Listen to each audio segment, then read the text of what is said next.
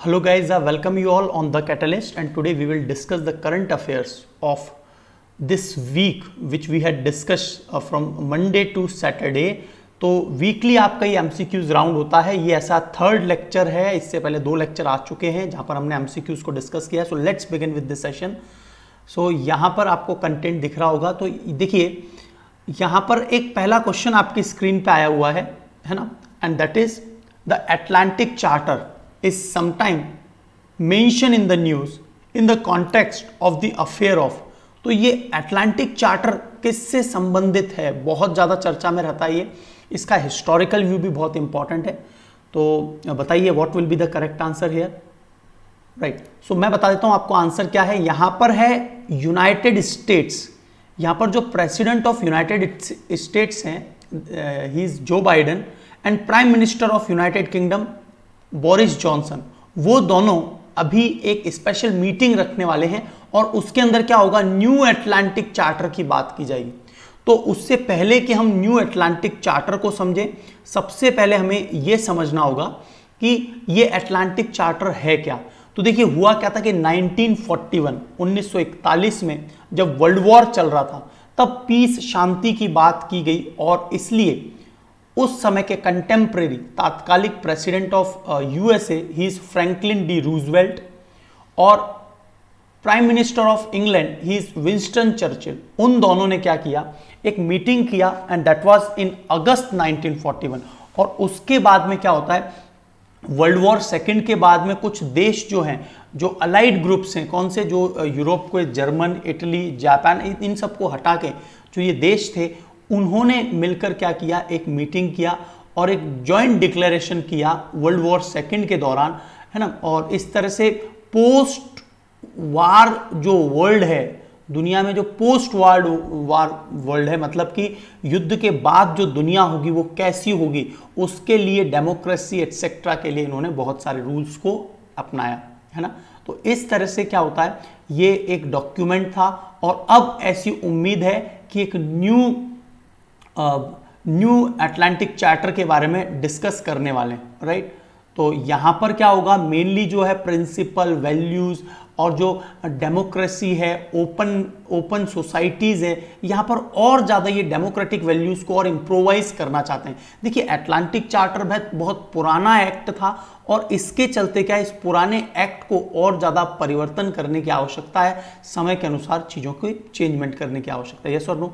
तो Armenia Azerbaijan से कोई मतलब नहीं है, ये तो युद्ध चल रहा है इनके बीच में। हमने जो है एक रीजन भी देखा था। इजराइल पैलेस्टाइन से रिलेटेड नहीं है। हाँ, कभी बेल्फोर्ड डिक्लेरेशन कभी आ जाए तो यस, वो बेल्फोर्ड जो है वो इजराइल और पैलेस्टाइन से रिलेट करता है। यूरोपियन यूनियन, तो ये आंसर इसका सी है। अब देखिए जो Biden and prime minister Boris Johnson, उन्होंने अटलांटिक चार्टर, ये डॉक्यूमेंट रिलेटेड एक डिक्लेरेशन, और यहां पर ये क्या चाह रहे हैं, अ न्यू अटलांटिक चार्टर, जिसका उद्देश्य क्या है, defend the principle, values and institution of democracy in open societies. तो यहां पर इसको और ज्यादा ये एक्सटेंड करना चाहता है। एक समय पर ये कब आया था, मैंने आपको बता दिया, 1941 अगस्त में रूजवेल्ट और विंस्टन चर्चिल, और उनका ये विजन था कि पोस्ट वार वर्ल्ड कैसा हो, किस तरह से डेमोक्रेटिक वैल्यूज, किस तरह से लाइक माइंडेड जो है कंट्रीज आगे आए। तो उसके ऊपर था अटलांटिक चार्टर। तो USA and England. Second question जो हमने अभी बहुत ज्यादा डिस्कस किया था, पार्लियामेंट्री प्रिविलेज। तो consider the following statement regarding parliamentary privilege. तो अभी चर्चा में था, आपको याद आ रहा होगा, सीपीआई के जो राष्ट्रीय अध्यक्ष है, नेशनल जो प्रेसिडेंट है, उनको अभी क्या है, लक्षद्वीप के जो एडमिनिस्ट्रेटर हैं, देखिए लक्षद्वीप में कोई असेंबली तो होती नहीं है, चीफ मिनिस्टर नहीं होता, ना ही वहाँ पर लेफ्टिनेंट गवर्नर की पोस्ट है, वहाँ पर पोस्ट होती है एडमिनिस्ट्रेटर की। तो वो एडमिनिस्ट्रेटर के ऊपर अभी आपने हाल ही में एक और पॉइंट सुना होगा कि एक फीमेल हैं, शी एलिजली, उन्होंने आरोप लगाया कि जो केंद्र सरकार है वो बायो वेपन की तरह से लक्षद्वीप में काम कर रही है। पहले तो 0 केसेस थे, अब इन्होंने सडन इतनी पॉलिसी क्या चेंज कर दी कि वहां पर क्या हो रहा है, लोगों के 100 केसेस अभी पॉजिटिव आ रहे हैं, जबकि 0 केसेस चल रहे थे। बड़ा स्ट्रिक्ट रूल पहले तो किया हुआ था, अचानक से ये क्या हुआ। तो इस पर जो है उनके ऊपर सेडिशन चार्जेस भी लगाए गए, मलयालम का उनका। तो ये सब आप रिसेंटली सुन रहे होंगे क्या हुआ था पूरी घटनाक्रम। So second is consider the following statement regarding, है ना। तो सेडिशन जो वर्ड है उसको मैं समझा देता हूं आपको। सेडिशन जो होता है इसका मतलब होता है राजद्रोह हिंदी में, और राजद्रोह, सेडिशन चार्जेस, राइट। तो अब देखिए, consider the following statement regarding parliamentary privileges, क्या क्या इसमें सही है। पहला स्टेटमेंट है the parliamentary privilege do not extend to president of India. क्या ये प्रेसिडेंट ऑफ इंडिया तक इसका एक्सटेंशन नहीं है, मतलब क्या वो इसके ये जो पार्लियामेंट्री प्रिविलेजेस का फायदा ये नहीं, इनको नहीं मिलता क्या। Member of parliament can not be arrest during the session of parliament if he she is booked in civil case. तो उन्हें सेशन के समय पर गिरफ्तार नहीं किया जा सकता, ऐसा भी है क्या। Court can inquire into the validity of any proceedings in parliament on the ground of alleged irregularity of procedure. Court inquiry कर सकता है वैलिडिटी प्रोसीडिंग वगैरह की, और एलिज्डली मतलब उन्हें इरेगुलरिटी ऑफ प्रोसीजर, क्या इसके लिए कोर्ट कुछ कर सकता है, बताइए। बहुत अच्छा क्वेश्चन है। तो देखिए, प्रेसिडेंट के लिए अपनी इम्यूनिटीज अलग से प्रोवाइडेड हैं। President is not the part of parliamentary privileges, even president is the part of parliament, yes और नो। प्रेसिडेंट पार्लियामेंट का पार्ट है, लेकिन उसके पास अपनी इम्यूनिटीज हैं। ये तो एमपी और एमएलएस को, इन्हें विशेष इम्यूनिटीज प्रदान की जाती हैं, और ड्यूरिंग द सेशन, कोई सेशन चल रहा है तो कोई रूल ब्रीच ना हो, जो गरिमा है सदन की वो बनी रहे, इसके लिए पार्लियामेंट्री प्रिविलेजेस लाए गए। तो मैंने आपको आर्टिकल्स ही बताए थे, आपको याद आ रहे होंगे। 105 ये तो एमपीज के लिए या सेंटर जो लेजिस्लेचर है उसके लिए, और 194 ये हमने किस में डिस्कस किया था, ये एमएलए के लिए, एमएलए या फिर स्टेट लेजिस्लेचर के लिए ये आर्टिकल्स। तो देखिए, मैं आपको एक्सप्लेन कर देता हूं कि first statement is correct, yes, क्योंकि डेडिकेटेड इनके पास तो अलग से इम्यूनिटीज हैं, तो इसकी आवश्यकता नहीं है। तो पहला स्टेटमेंट जो है कि नॉट एक्सटेंड, बिल्कुल करेक्ट स्टेटमेंट। और यहां पर क्या पूछा गया है, देखिए गोला मार्क कर लीजिए, करेक्ट ही पूछा गया। Member of the parliament can not be arrested during the session of parliament, this one is again true. यही तो इम्यूनिटीज है, उन्हें प्रतिरक्षा प्रदान की जा रही है कॉन्स्टिट्यूशन के द्वारा, 105 और 194 आर्टिकल के द्वारा। And third point is court can inquire into validity of, no, court can not do anything. इसके लिए डेडिकेटेड जो लोकसभा है उसका स्पीकर डिक्लेयर करता है, और उसके बाद में 15 मेंबर की कमेटी होती है, वो डिसाइड करती है, और उसे सेमी जुडिशियल बॉडी कहते हैं, वो डिसाइड करती है, वो जो चार्जेस लगे हैं आरोपों को देखती है। इसी प्रकार से राज्यसभा है, उसके अंदर एक मेन जो हेड होता है, हेड ऑफ द कमेटी, और 10 मेंबर, इस तरह से 11 मेंबर्स होते हैं, राइट।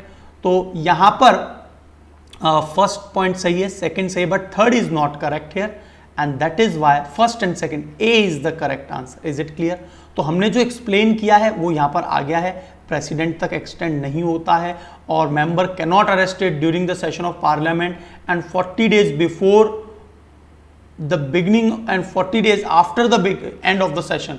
इवन इस सेशन के 40 दिन पहले, 40 दिन बाद में भी, ये भी बहुत इंपॉर्टेंट पॉइंट है यहाँ। The privilege is available only to civil cases, not criminal cases, बिल्कुल सही है।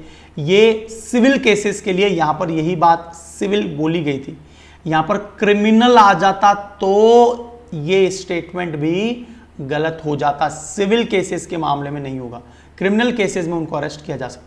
Court is prohibited to inquire into the proceeding of house and its committee, जो ये दो कमेटी मैंने आपको बताई। अब पॉइंट ये आता है, क्यों भाई कोर्ट को क्यों मना है। देखिए, पार्लियामेंट की अपनी एक गरिमा है, सीमा है, और हमने क्या देखा है, जो ये 3 पिलर हैं वो एक दूसरे की एरिया में जाके ब्रीच नहीं करते, कोई भी कानून का उल्लंघन नहीं करते हैं, ना पार्लियामेंट कर सकती है। और इसीलिए ये जो तीनों बॉडी हैं, right, the 3 pillar of Indian constitution are independent, ये पूरी तरह से स्वतंत्र हैं। तो अगला पॉइंट आ रहा है, अगला next question again related to the with reference to Indian Parliament consider the following statement। तो यहां पर आपको 2 स्टेटमेंट हैं। In the Lok Sabha, the Speaker nominates a committee privilege consisting of 15 member as per the respective party strength। तो यहाँ पर 15 member की क्या एक कमेटी बना सकती है जो रिस्पेक्टिव पार्टी स्ट्रेंथ है उसके हिसाब से। और दूसरा point, in Rajya Sabha leader of house is the first level scrutiny of a privilege motion. तो आपको ये बताना है which statement is correct again regarding the privilege motion. तो देखिए पहला पॉइंट तो हमने अभी बहुत देर से डिस्कस कर रहे हैं, 15 मेंबर बॉडी होगी as per the respective party strength, yes. Second statement में क्या है, लीडर ऑफ लोकसभा नहीं आएगा। यहां पर जो हाउस का स्पीकर है, जैसे राज्यसभा के हाउस का स्पीकर कौन होता है, तो वो वाइस प्रेसिडेंट होते हैं, तो he will be the first level of scrutiny of the privilege motion. तो यहां पर ये जो सेकेंड पॉइंट है it is incorrect, only first is correct. यहां पर करेक्ट पूछा गया, इनकरेक्ट पूछा होता तो आंसर बी आता है। यहां पर करेक्ट पूछा है, first statement, this one is the absolutely correct. So the speaker of Rajya Sabha chairman is the first level of scrutiny of the privilege motion. ठीक है, प्रिविलेज मोशन आपको हम लोगों ने कल भी डिस्कस किया था, लक्षद्वीप से रिलेटेड है, प्रफुल्ल के पटेल से रिलेटेड है। एडमिनिस्ट्रेटर जो है अभी स्ट्रिक्ट हो गए हैं, बहुत ज़्यादा डायनामिज्म चेंज दिख रहा है। And speaker chair can decide the privilege motion himself और हरसेल्फ और रेफर इट प्रिविलेज कमेटी, मतलब वो खुद डिसाइड करेंगे प्रिविलेज मोशन को, तब कमेटी के पास भेजा जाएगा। तो डिसाइडिंग पावर इनके पास। In Lok Sabha the speaker nominates a committee of privilege consisting of 15 member as per the respective party strength, right. A report is to be presented to the house. Finally जो committee है वो अपनी report को house सदन में देती है। The speaker में permit A half hour debate while considering the report, और वहां पर आधे घंटे का डिबेट भी हो सकता है। The speaker may then pass final order or direct that the report be tabled before the house, a resolution may then be moved, और उसके बाद जो है रेजोल्यूशन को मूव किया जाता है to the breach of privilege motion that has been unanimously passed। unanimously का मतलब सर्वसहमति से पास हो गई है। इन राज्यसभा यहां पर क्या होता है, एक डेप्यूटी चेयरमैन तो इसमें हेड होता है और 10 अलग मेंबर होते हैं। तो 15 members in Lok Sabha, 11 member body in Rajya Sabha, ये हमने पहले भी डिस्कस किया। So let's discuss with the question number 4 and that is related to Nagaland. Why Nagaland was in news? The chief minister of Nagaland he declared that the opposition party can put the Naga issue, जो नागा का insurgency बहुत लंबे समय से हुआ है ना, उसके बाद नागालैंड में आसपा भी अप्लाई कर दिया गया है ना, स्ट्रिक्ट इंस्ट्रिंजेंट जो आर्मी रूल है। तो वहां पर नागालैंड के जो चीफ मिनिस्टर हैं उन्होंने ऑपोजिशन के जो लीडर हैं, ऑपोजिशन पार्टी है, वो नागाज के इश्यू को केंद्र के सामने उठा सके। अभी ये चर्चा में था नागालैंड। तो नागालैंड के बारे में क्या स्टेटमेंट सही, क्या सही है गलत है, क्या पूछा? नॉट करेक्ट पूछा गया। तो it became a full flashed state on December 1st 1963। क्या ये 1 दिसंबर 1963 को फुल फ्लैश्ड स्टेट बना? क्या इसे ही लैंड ऑफ राइजिंग सन कहा जाता है? As per the Indian ISFR report, Indian state of forest report 2019, ये हर 2 साल में होती है। Recorded forest area of the state is less than 50% of its geographical area. तो यहां पर बड़ा टेक्निकल क्वेश्चन है ये, अभी हम लोग डिटेल में डिस्कस करेंगे। बताइए which statement is not correct here. आप पॉज कर लिया कीजिए यदि आपको समय लगता है तो। So let me give you the answer, आप पॉज करके देख लीजिए क्या होना चाहिए। तो देखिए first statement is absolutely correct, ये पता होना चाहिए। यस, नागालैंड December 1st 1963 को बना है। First statement is correct. यहां क्या पूछा है? Not correct. जहां फर्स्ट स्टेटमेंट नॉट करेक्ट हो ही नहीं सकता क्योंकि ये करेक्ट है, तो ये आंसर नहीं हो सकता, ये भी नहीं हो सकता और ये भी नहीं हो सकता। तो आंसर तो बिना 2 पॉइंट को पढ़े हुए भी आ गया। ऐसा एग्जाम में आपको मिलते हैं पॉइंट्स, राइट। तो आप इसीलिए क्या कीजिए, एलिमिनेशन राउंड्स बहुत इंपॉर्टेंट होते हैं कि भाई कौन सा गलत है, कौन सा स्टेटमेंट सही है, उस अनुसार लगाइए। सेकंड, इसको क्या rising sun, land of rising sun कहते हैं। तो वर्ल्ड लेवल पर तो जापान है और इंडिया की बात करें तो अरुणाचल प्रदेश है। तो Arunachal Pradesh is the correct answer here, not the Nagaland. Nagaland state नहीं है इसका आंसर। और जो इस Indian state of forest report IFSR की जो recorded forest area of the state, देखिए रिकॉर्डेड फॉरेस्ट एरिया क्या होता है, जो स्टेट डिपार्टमेंट ने रिकॉर्ड किया है वो, और एक होता है फॉरेस्ट कवर, ये समझना होगा आपको। फॉरेस्ट कवर क्या होता है? फॉरेस्ट कवर जो एरियल व्यू से, मतलब हमने सैटेलाइट की मदद से 1 हेक्टेयर एरिया लिया और यहां पर यदि 10% कैनोपी है तो ये फॉरेस्ट कवर कहलाएगा। फॉरेस्ट कवर हम लोग अभी डिटेल में कवर करने वाले हैं, है ना, फॉरेस्ट कवर कहलाएगा। तो देखिए यहां पर पहला स्टेटमेंट तो एब्सोल्युटली करेक्ट है, second is incorrect here, third is also incorrect here. जो नागालैंड का जो स्टेट है उसके अनुसार इसका जो रिकॉर्डेड फॉरेस्ट एरिया है दैट इज 52%। तो यहां पर ये भी गलत हो गया क्योंकि लेस देन नहीं है, मोर देन 50 है, तो इसीलिए second and third is incorrect here. अब आपको दो डिफरेंसेस भी पता होने चाहिए। फुल फ्लेज स्टेट कब बना ये तो हमको क्लियर हो गया, और Arunachal Pradesh is the land of rising sun, वैसे जापान है वर्ल्ड लेवल पर। रिकॉर्डेड फॉरेस्ट एरिया जो यहाँ के स्टेट डिपार्टमेंट ने निकाला है अपने कुल ज्योग्राफिक एरिया का 52%। और फॉरेस्ट कवर क्या होता है? फॉरेस्ट कवर देखिए यहां पर 1 हेक्टेयर जो भूमि है उसमें जो कैनोपी कवर है, जो एरियल व्यू सैटेलाइट से लिया गया है, यदि 10% की कैनोपी पाई जाती है तो वो फॉरेस्ट कवर होता है। अब जो IFSR की भी रिसेंट रिपोर्ट आई थी उसके अनुसार, ये पुराना डेटा है, लगभग 21% के करीब क्या है हमारा फॉरेस्ट कवर है। लेकिन जो नोटिफाइड है अलग अलग स्टेट में फॉरेस्ट एरिया जो है, वो फॉरेस्ट एरिया, ये भी पुराना डेटा है, डेटा पुराना है, फॉरेस्ट एरिया है 24%। Is it clear? अब डिफरेंस क्या है ये मैंने आपको सुधार दिया, ये प्लीज आप नोट कर लेंगे। अभी 24 चल रहा है और ये 21 चल रहा है। IFSR रिपोर्ट 2019 की रिपोर्ट के अनुसार। तो देखिए जो geographical area recorded as forest in the state government, और जो स्टेट गवर्नमेंट है उसने अपना जो नोटिफाइड एरिया, अपना जो रिकॉर्डेड एरिया किया है, जो उन्होंने अपने लेवल पे नोटिफाइड किया है, वो क्या है? वो तो है फॉरेस्ट एरिया। वो हमेशा ज्यादा होता है नॉर्मली, और नॉर्मली ज्यादा होता है, इट इज नॉट श्योर। लेकिन जब ऊपर से एरियल व्यू लिया जाता है सैटेलाइट के माध्यम से तो वो कहलाता है फॉरेस्ट कवर। ये क्या होता है? More than 1 hectare in area with a tree canopy density, जो कैनोपी है पेड़ की, जो ये पूरी छाया है जिससे नीचे का लैंड न दिखे, तो ये 10% है उस एरिया में, तो उस एरिया को पूरे को फॉरेस्ट कवर कहा जाता है। Is it clear? भारत में कितना है और कितना होना चाहिए?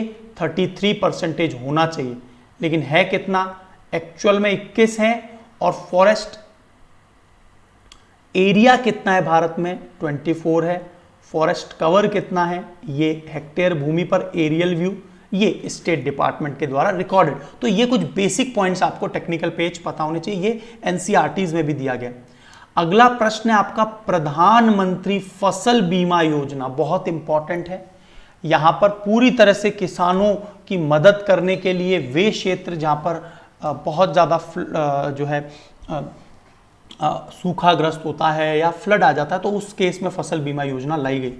इसमें बहुत नुकसान भी हो रहा है, जैसे महाराष्ट्र के कुछ एरिया हैं। अब देखिए ये फिर से क्यों चर्चा में आया है, पहले तो मैं आपको उसको बता दूं, तो पहले वो बता दूंगा, उसके बाद में आपके ये क्वेश्चन तो टेक्निकल है, मतलब ये जो 3 पॉइंट हैं वो तो प्रधानमंत्री फसल बीमा योजना के पॉइंट्स हैं। अभी क्या हुआ, महाराष्ट्र में एक जगह है बीड नाम की, बीड नाम का जो, तो यहाँ पर बीड मॉडल को फॉलो करने की बात की गई। ये महाराष्ट्र का एक जो है एरिया है, और यहाँ पर क्या हुआ, बहुत सूखाग्रस्त हो गया, और यहाँ पर हमेशा किसान जो है इंश्योरेंस की जब बात करें तो सभी किसान को फिर इंश्योरेंस मिलेगा। इंश्योरेंस यदि सभी किसान को मिलेगा तो जो इंश्योरेंस देने वाली कंपनियां उनको तो नुकसान होगा हमेशा। तो इसके लिए क्या हुआ, मध्य प्रदेश सरकार ने क्या किया, जो डिफरेंस है, मान लीजिए 100 रुपए का फसल बीमा हुआ, और यदि मान लीजिए कि 110 रुपए जो बीमा कंपनी उसको चुकाने पड़ गए, किनको? किसानों को। क्यों? क्योंकि बीमा किया था उसने, तो उसको 110 रुपए चुकाने पड़ गए। तो ये जो 10 रुपए हैं, ये जो 10 रुपए एक्स्ट्रा आ रहे हैं, ये 10 रुपए कौन देगा? ये महाराष्ट्र की सरकार देगी। मतलब इंश्योरेंस कंपनी को नुकसान ना हो, इस तरह से क्या होता है, सरकार अपनी लोगों को भी और कंपनीज को भी मुनाफा हो, इस तरह से क्या बैलेंस अप्रोच अप्लाई करती है। तो यहां पर स्टेटमेंट है, देखिए बहुत इंपॉर्टेंट है ये scheme. The scheme covers all food and seed crops. यहां पर सबसे देख लीजिए करेक्ट पूछा है, क्या सभी food and oil seed crop को कवर करती है क्या इसमें, है ना? Of which past yield data is available and which requisite number of crop. तो देखिए पास्ट डेटा का मतलब पिछले जो 4-5 सालों का डेटा है, कितना प्रोडक्टिविटी हुआ, इस बार इनका किसानों का कितना कम हुआ, उस पर आधारित। एक्सपेरिमेंट, तो यहां पर क्रॉप कटिंग एक्सपेरिमेंट्स किए जाते हैं प्रीवियस ईयर के, are conducted being under general crop estimation survey. आपको पता होगा जो ये जो बीमा कंपनियां है ना, ये बहुत पहले से कैलकुलेट कर लेती है, प्रेडिक्ट कर लेती है, जहां जहां इनको नुकसान होता है ना, उस एरिया को ये डार्क साइड में, मतलब उसमें लोगों को प्रॉफिटेबिलिटी नहीं देती है।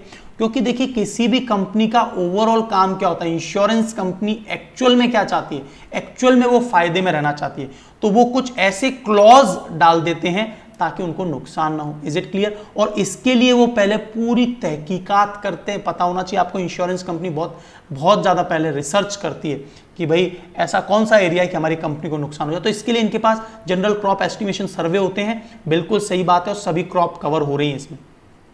ये चर्चा में क्यों आया भाई, फिर से बीड मॉडल अप्लाई करने की बात हुई दुनिया में, भारत के अदर स्टेट्स में भी। Scheme is compulsory for Loni farmer available crop loan, और इसके तहत क्या है कि जो लोनी फार्मर है वो लोन ले सकता है KCC account for notified crop.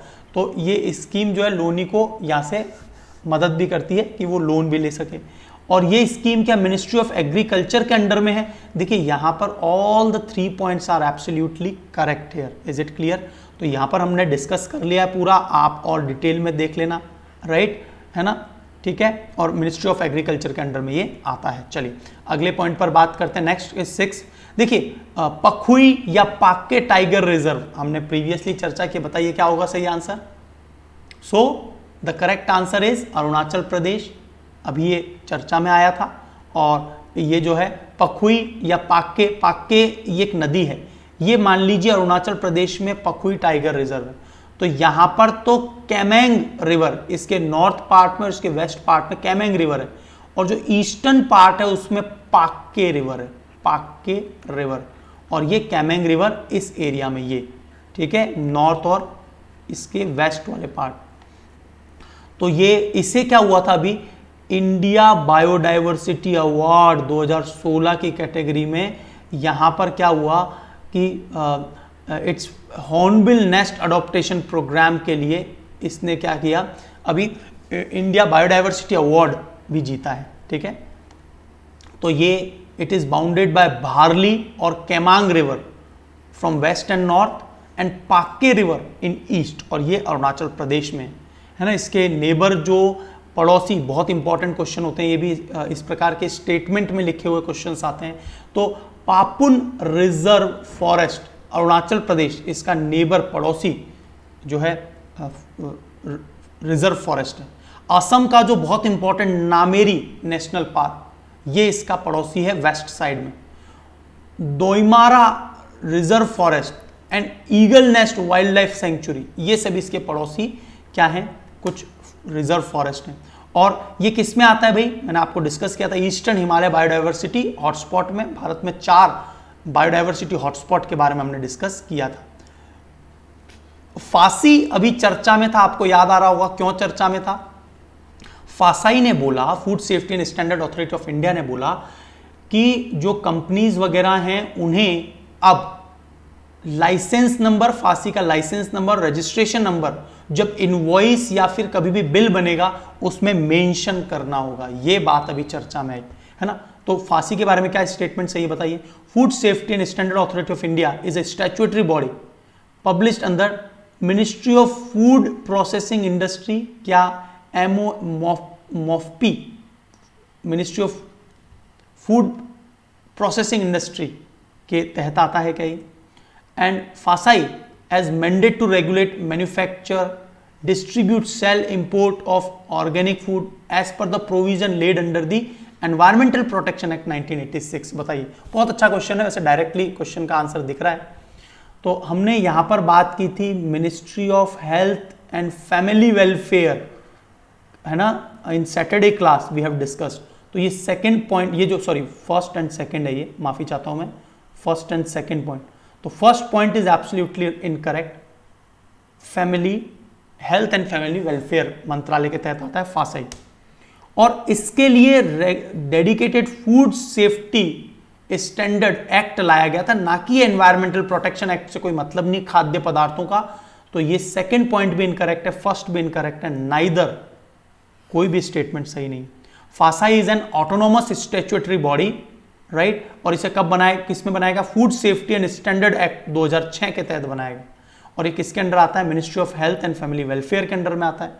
बहुत ही इंपॉर्टेंट क्वेश्चन है ना, ठीक है। फासाई बहुत ज़्यादा हमेशा एग्जाम में पूछा जाता है। घड़ियाल के बारे में हमने ओडिशा में पढ़ा था, 1000 रुपीज़ दिए जा रहे हैं जो इन्हें प्रोटेक्ट करेंगे। तो घड़ियाल के बारे में क्या सही है, इट इज लोकली एक्सटिंक्ट, विलुप्त हो चुका है पाकिस्तान, भूटान और म्यांमार से, क्या ऐसा है।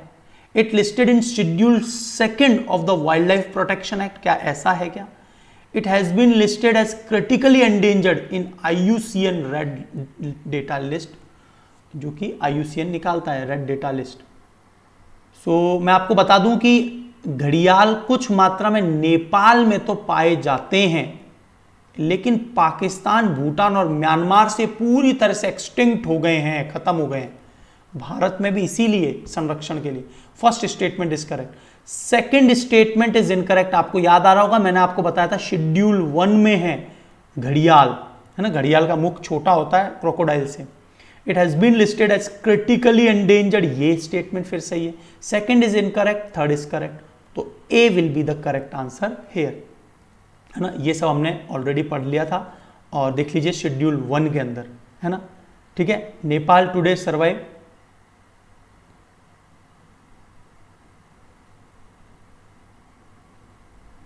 historically घड़ियाल were found in the river of India, Pakistan, Bangladesh and southern part of Bhutan and Nepal। तो यहाँ पर शायद फिर तो ये फर्स्ट स्टेटमेंट भी इनकरेक्ट होना चाहिए, है ना, इनकरेक्ट होना चाहिए, लेकिन यहाँ पर ऐसा कोई ऑप्शन नहीं दिया कि फर्स्ट भी इनकरेक्ट हो। तो southern part of the Bhutan है, इसका मतलब एग्जैक्टली भूटान नहीं मान रहे, आंसर यही आएगा इसका, ठीक है। वैसे कुछ हद तक भूटान में पाया जाता है ऐसा बोला जा रहा है, लेकिन अकॉर्डिंग टू ऑप्शन फिर वही ऑप्शन बचता है, ठीक है। चलिए, तो ये प्रश्न पहले भी आया हुआ है, और अभी आपको पता होगा रेलवेज ने क्या किया, जो 700 मेगाहर्ट्ज फ्रीक्वेंसी वेवलेंथ है, उसमें से 5 मेगाहर्ट्ज की जो फ्रीक्वेंसी बैंडविड्थ जो है स्पेशली रेलवेज को दी है, ठीक है। तो ये चर्चा में था। तो यहां पर सेम क्वेश्चन एक बार पूछा गया था यूपीएससी प्रीलिम्स में कि लॉन्ग टर्म इवोल्यूशन, इसको LTE बोलते हैं, है ना, और voice over long term evolution, तो ये टेक्नोलॉजी में डिफरेंस क्या है। तो पहला स्टेटमेंट ये एज इट इज प्रीलिम्स में पूछा गया था भाई, LTE is commonly marketed as 3G, क्या 3G के रूप में मार्केटिंग की जाती है। VoLTE is commonly marketed as advance 3G।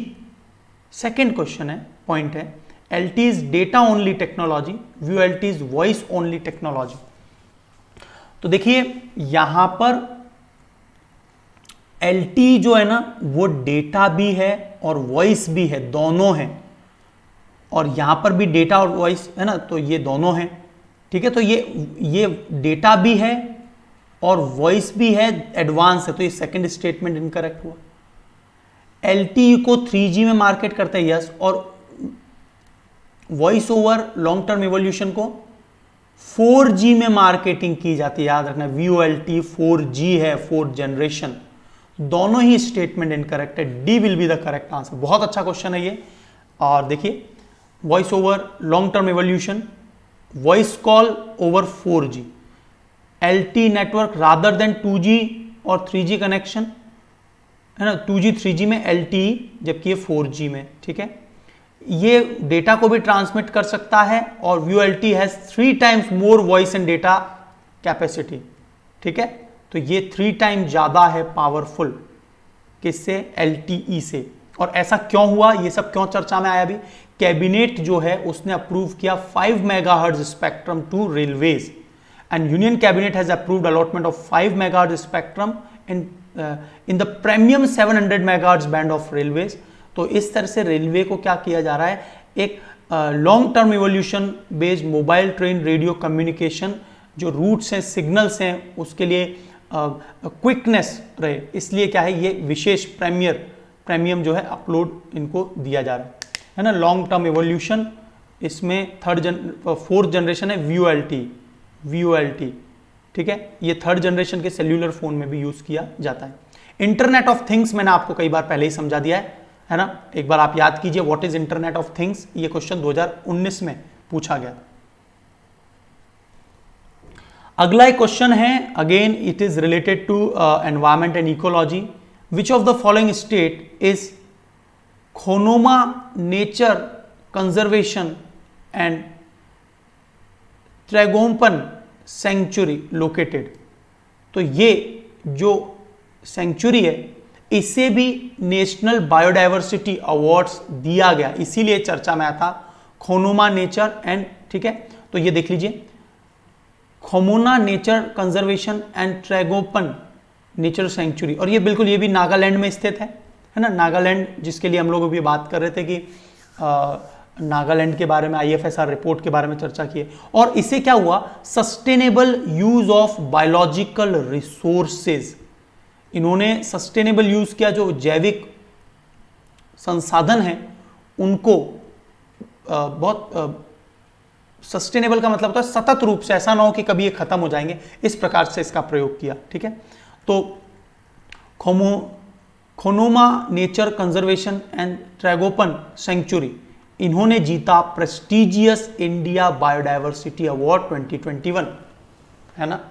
और अभी जो पाक्के या पखुई भी चर्चा में था, राइट, और हमने असम के अंदर भी देखा था रायमोना, है ना, और रायमोना जो नेशनल पार्क है वो 6th नेशनल पार्क है असम का, दिहांग पटकई 7th नेशनल पार्क है असम का, राइट। तो sustainable use of biological resources के कारण जो है खोमोना नेचुरल कंजर्वेशन एंड ट्रैगोपन, ये बहुत इंपॉर्टेंट क्वेश्चन हो सकता है आपके लिए, हो सकता है आपको नया लग रहा हो लेकिन बहुत ज्यादा इंपॉर्टेंट है ये, ठीक है। इंडियन बायोडाइवर्सिटी अवार्ड, एक्चुअल में ये प्रश्न आपसे प्रीलिम्स के तौर पे पूछा जा सकता है कि जो इंडियन बायोडाइवर्सिटी अवार्ड है ये किसके द्वारा दिया जाता है, तो ministry of environment, forest and climate change जो भारत की है, national biodiversity authority and UNDP, तो इनके द्वारा UNDP, ठीक है, NBA नेशनल बायोडाइवर्सिटी अथॉरिटी और ministry of environment, forest and climate change के द्वारा दिया जाता है। ये चर्चा में अभी था, क्यों? क्योंकि अभी क्या हुआ था, ऑयल सीड, धान इत्यादि का रेट्स जो है CACP के द्वारा रिकमेंड किया गया होगा, और इसके कारण क्या है, इसको बढ़ाने की बात की गई है, जिससे मैंने बताया था आपको फार्मर की इनकम भी बढ़ेगी। तो commission for agriculture cost and prices, CACP, हमेशा इस पर क्वेश्चन आता है। CACP take final decision on deciding minimum supporting price, it is an attached office of the ministry of agriculture and farmer welfare. बताइए which statement is correct? तो देखिए final body ये नहीं होती है, अभी मैंने बोला it is just a recommendation दी जाती है। Cabinet committee on economic affairs, CEA, cabinet committee on economic affairs, वो लेती है फाइनल डिसीजन, प्रीवियस लेक्चर में बात की थी। Second statement is absolutely correct here, right, बिल्कुल ministry of agriculture and farmer welfare के अंडर में आता है। तो ये आई थिंक मैंने आपको बताया था कि 25 के करीब मैंडेटेड क्रॉप है, मेनली 22 हैं, और उसमें से एक जो है वो कौन सी है, कोपरा वगैरह भी इसमें ऐड कर दिया गया।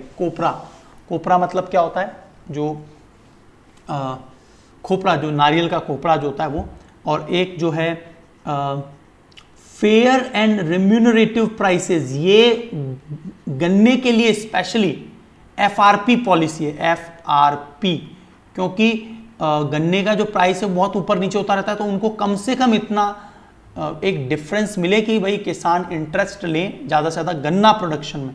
तो यहाँ पर जो फाइनल डिसीजन है वो cabinet committee on economic affairs के द्वारा लिया जाता है, ठीक है। और यहां पर देखिए MSP of toria, dehusked coconut are fixed on the basis of MSP, है ना, of rapeseed, mustard, copra respectively. तो यहां पर क्या है कि स्पेशल इसके नियम, ठीक है, and ministry of agriculture and farmer welfare इसके अंडर में ये आता है। अभी बहुत सारे मिशन हम लोग देखते रहते हैं एग्जाम में, देखिए हमेशा एक ना एक मिशन के ऊपर, 2 मिशन के ऊपर क्वेश्चन आ जाता है, फिक्स है ये। तो अभी एनविजन मिशन चर्चा में था, 2030 में भेजा जाएगा। कहां भेजा जाएगा ये हमको पता होना चाहिए। तो व्हाट इज एनविजन मिशन, और 2 स्टेटमेंट है। The mission is led by European space agency with contribution of NASA, क्या नासा के की मदद से जाएगा। It will study atmosphere and analyse the surface composition of Venus. तो बिल्कुल यहां पर ये 2030 में जाएगा। यूरोपियन स्पेस एजेंसी जो है नासा की मदद से भेज रही है ताकि वीनस के ऊपर रिसर्च किया जा सके, उसके एटमॉस्फेयर, सरफेस कंपोजिशन। वीनस जिसे हम लोग कहते हैं शुक्र ग्रह, चमकता हुआ तारा। देखिए शुक्र को पृथ्वी की बहन सिस्टर ऑफ अर्थ भी कहते हैं। अब शुक्र पर दिक्कत क्या है, यहां पर जो टेम्परेचर है एटमॉस्फेयर वो 400 डिग्री सेंटीग्रेड तक रहता है, लेकिन इसका जो लैंड है धरातल वो ऑलमोस्ट अर्थ जैसा ही है। अब आप सोचिए यदि मानव, ह्यूमन बीइंग जाए यहां पर उतरे तो 400 डिग्री का मतलब वो तुरंत बर्न हो जाएंगे, जलकर राख हो जाएंगे, यस और नो। लेकिन इसके टेम्परेचर का अध्ययन कर रहे हैं हम लोग, और यदि हम लोग कैसे भी करके इसके लैंड पर पहुंच गए, धरातल पर, तो काफी हद तक ये धरातल बिल्कुल पृथ्वी जैसा है। ये बात आपको पता होनी चाहिए। Both the statement is correct here. European space agency with the help of NASA envision mission and, ठीक है, first statement is correct here. 2030 में भेजा जाएगा, 15 महीने लगेंगे इसको वहां वीनस तक पहुंचने में। And study the planets atmosphere, surface and monitor trace gases, वहां की गैसेस को अध्ययन करेगा। सरफेस का कंपोजिशन का अध्ययन करना बहुत ज्यादा जरूरी है। इस प्रकार का एक और मिशन यूरोपियन स्पेस एजेंसी के द्वारा भेजा गया था जिसको बोला गया है वीनस एक्सप्रेस। तो एनविजन इससे ही फॉलो करेगा, ठीक है। चलिए नेक्स्ट क्वेश्चन है इथेनॉल ब्लेंडिंग, बहुत चर्चा में था, बहुत ज्यादा चर्चा में था। 3 स्टेटमेंट है। Government of India target 20% ethanol blending in petrol by 2025। It increase use of the ethanol can help to reduce oil import bill. क्या ये ऐसा सही है? ऑयल इंपोर्ट बिल को, मतलब हम लोग जो इंपोर्ट करें उसके बिल को कम होगा। ये क्या इंक्रीज करेगा क्या कार्बन मोनोऑक्साइड, बताइए। तो आई थिंक ये तो बहुत सिंपल क्वेश्चन है, let me explain you. First statement आप पॉज कर लिया कीजिए यदि आपको लगता है आपको आंसर देना है तो, और फिर डिस्कशन सुन लिया कीजिए, है ना। सो फर्स्ट क्या है, government of India target 20% ethanol blending, yes. अभी सबसे पहले तो था 2030 का टारगेट, फिर इसको लाया गया 2025 तक हम लोग 20% इथेनॉल मिलाएंगे पेट्रोल में, है ना। और उसके बाद में क्या किया गया, इसको 2023 से लेकर 2025 के बीच में तो पूरी तरह से डिप्लॉयड, इसी बीच में हो जाना चाहिए। तो ये एक टारगेट को क्या है, क्लोज लाते जा रहे हैं हम लोग। 10% तो अभी भी, 8% तो अभी भी मिलाया जा रहा है, राइट। तो धीरे धीरे हम लोग फेज्ड मैनर में इसे कर रहे हैं। इंपोर्ट बिल ऑब्वियसली कम होगा जब ओवरऑल पेट्रोल डीजल, ये हम लोग क्या है 20% कम इंपोर्ट करेंगे यदि हम लोग इथेनॉल का प्रयोग करें। पुणे में इसका रिसर्च सेंटर वगैरह बनाया गया है, और देखिए यहां पर ऑक्सीजन की मात्रा इसमें ज्यादा होती है और इसलिए कार्बन मोनोऑक्साइड और दूसरी अन्य हाइड्रोकार्बन्स कम निकलेंगी, इंक्रीज नहीं होगा, कम निकलेगी। करेक्ट पूछा है, third is incorrect, first and second is correct, so C is the correct answer here. Ethanol blending बहुत ही इंपॉर्टेंट है, ठीक है। ये आप एक बार पढ़ लेंगे, पूरी अच्छी तरह से बता दिया मैंने आपको कि ये सभी जो गैसेज हैं उसकी मात्रा कम निकलेगी यहाँ पे, है ना। इसके लिए रोड मैप बना दिया गया और अप्रैल 2023 से अप्रैल 2025 तक ये फेज्ड रोल्ड आउट किया जाएगा, है ना। 14 क्वेश्चन है जो भी हाल ही में बहुत ज्यादा चर्चा में भी था, और वो है ग्लोबल लिवेबिलिटी रैंकिंग, जिसे इकोनॉमिक्स इंटेलिजेंस यूनिट, तो चलो एक तो आंसर मैंने बता ही दिया। पहला स्टेटमेंट तो सही, हमने पढ़ा भी था, IEU के द्वारा निकाला गया, और ऑकलैंड को इसमें फर्स्ट रैंक मिला, ये तो आपको याद ही होगा। और दमिश्कस इसमें सबसे पीछे रहा, ये भी आपको याद होगा। पिछले 2 सालों से जो वियना नाम का शहर है, ऑस्ट्रिया की राजधानी, वो 12th रैंक पर पहुंच गया। क्यों? क्योंकि यहां पर ग्लोबल लिवेबिलिटी के अंदर इन्होंने कोविड वाला जो इश्यू है कि हॉस्पिटल किस लेवल के हैं उस पैरामीटर को भी ऐड कर दिया था, है ना। ठीक है, तो यहां पर ये हमने बात करी थी कि स्टेबिलिटी कितनी है उस शहर में, हेल्थ केयर इंफ्रास्ट्रक्चर कैसा है, एनवायरमेंट एंड कल्चर कैसा है, एजुकेशन कैसा है, इंफ्रास्ट्रक्चर कैसा है, और इन्होंने बाद में जो है कोविड से रिलेटेड हेल्थ केयर रिसोर्सेज पर क्या इंपैक्ट हुआ इन दिनों में, उसके आधार पर क्या किया। Auckland became on top, and Auckland is the city of New Zealand and the capital of Wellington that is on 5th spot, 5वें रैंक पर रहा न्यूजीलैंड की राजधानी। सो 5th क्वेश्चन है कि जो एशियान कंट्री हैं, अभी चाइना के साथ मीटिंग देखी गई थी आसियान की, चाइना ने ही ऑर्गेनाइज करवाया था। चाइना अपने हेजीमनी को बढ़ाने के लिए आसियान देशों से बहुत अच्छा कोलैबोरेशन कर रहा है। तो यहां पर यह बताना है कि कौन इसमें मेंबर हैं, ब्रुनेई, कंबोडिया, लाओस और वियतनाम। तो बड़ा सिंपल क्वेश्चन है। All the south eastern nation सभी इसके पार्ट हैं। All the 4 are correct, Brunei, Cambodia, Laos and Vietnam. ASEAN देश बहुत इंपॉर्टेंट है।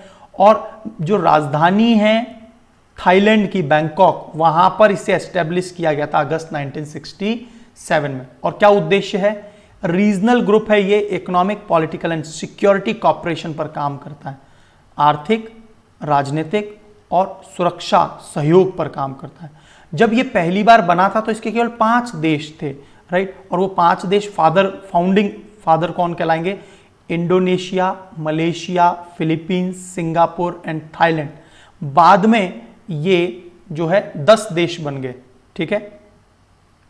और इनकी जो चेयरमैनशिप है वो इनके अल्फाबेटिकल ऑर्डर इंग्लिश में जो है उस हिसाब से।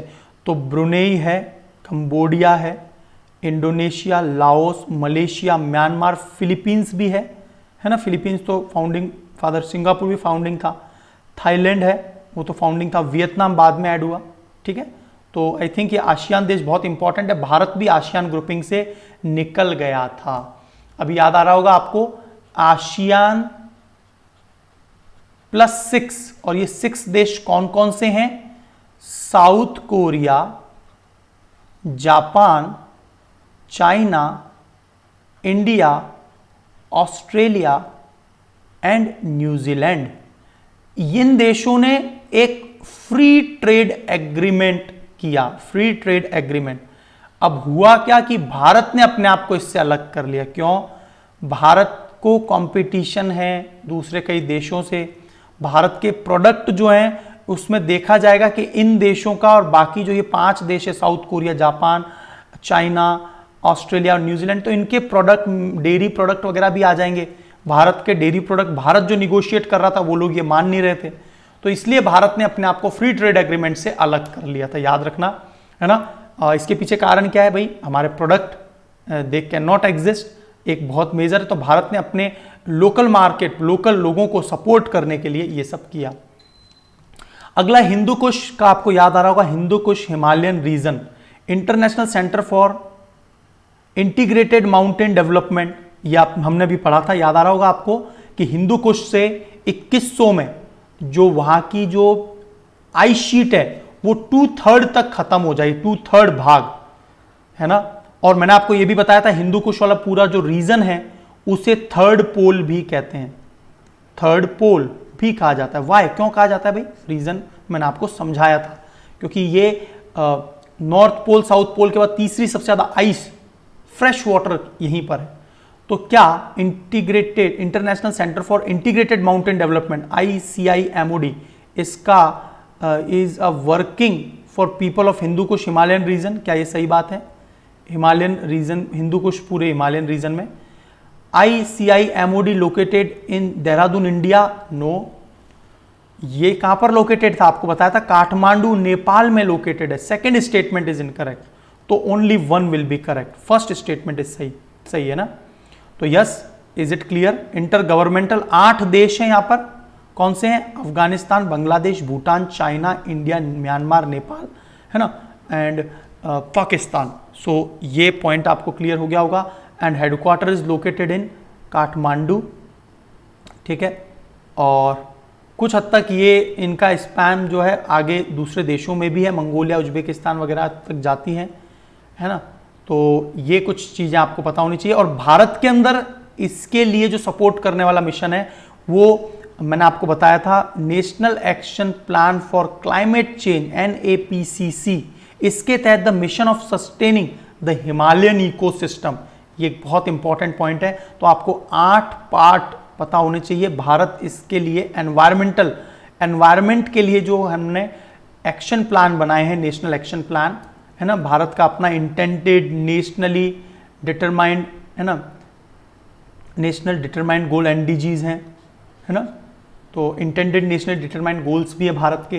तो भारत की अपनी एक इमेज है और उसे हम एनवायरनमेंट में भी प्रूफ करना चाहते हैं कि we are doing in a right direction for the environmental conservation, right. So thank you so much. I think आपको पूरा लेक्चर समझ में आया होगा, है ना। और we will do the same type of exercise in the next Sunday, right. If you want more question, please एक बार आप जो है एक बार आप जिस तरह से मेल करते हैं ना कि कई बार आपको लगता है कि सर को इस तरह से पढ़ाना चाहिए, आप लोग सजेशन देते रहते हैं, देते रहिए। Positive suggestions are always welcome. आप चाहते हैं और क्वेश्चंस का डिस्कशन हो, you can write a mail so that I can provide you the maximum current affair content. और आपको आंसर देना कैसे है प्रीलिम्स में, वो फॉर्मेशन एकदम क्लियर होता जाएगा। हम लोग मेंस पर भी डिस्कस करते रहेंगे साथ साथ में। So thank you so much. जय हिंद। We will meet in the next.